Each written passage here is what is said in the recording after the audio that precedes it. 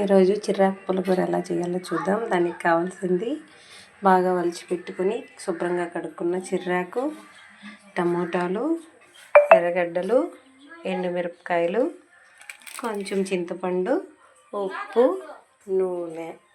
Stove on చేసుకొని పాత్ర పెట్టుకోవాలి. ఇందులో మనం కొంచెం నూనె,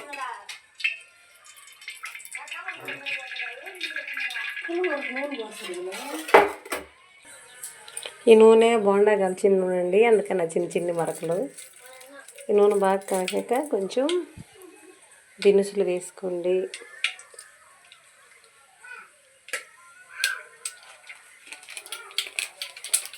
దీంట్లోనే కొంచెం జీలకర్ర బాగా వేగాక ఇప్పుడు దీంట్లో సన్నగా తరిగి పెట్టుకున్న ఎర్రగడ్డ వేసుకోండి. దీంట్లోనే కొద్దిగా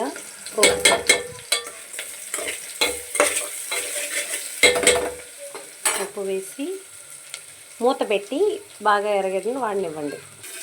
ఇప్పుడు చూడండి ఒకసారి.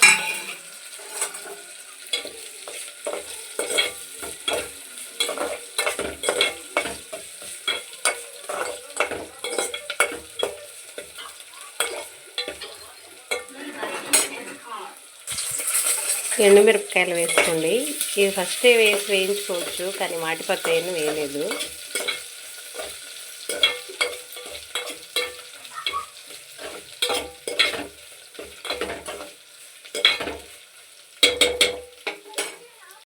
మిరపకాయలు బాగా వేగిపోయాయండి. ఇప్పుడు దీంట్లోనే సన్నగా తరిగి పెట్టుకున్న టమోటా కూడా వేసేయాలి.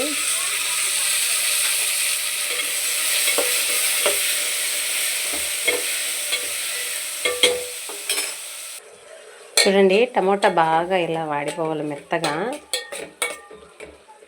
దీంట్లో ఇప్పుడు కొంచెము చింతపండు, దీంట్లోనే కొంచెం పసుపు కూడా వేసుకోవాలండి.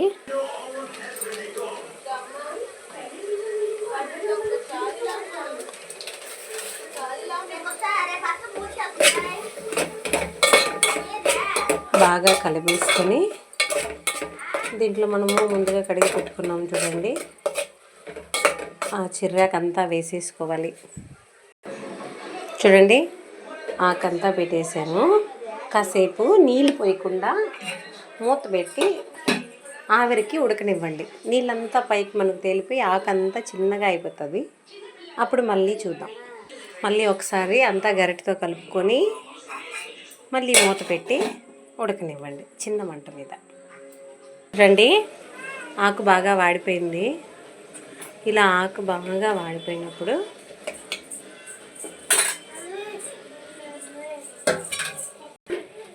కొంచెం నీళ్ళు పోసుకొని బాగా ఉడికించండి. మూత పెట్టి బాగా ఉడకనివ్వండి. చూడండి, ఇప్పుడు బాగా ఉడికిపోయింది. ఇలా ఉడికిపోయాక స్టవ్ ఆఫ్ చేసుకొని నీళ్ళు మొత్తం వంపేసుకొని మెత్తగా రుబ్బుకొనియాలండి. దీంట్లో ఉప్పు తక్కువైతే వేసుకోండి, చింతపండు తక్కువైతే ఇప్పుడే వేసుకోండి. మొత్తం మెదిపేస్తే కూర పూర్తయిపోతుందండి.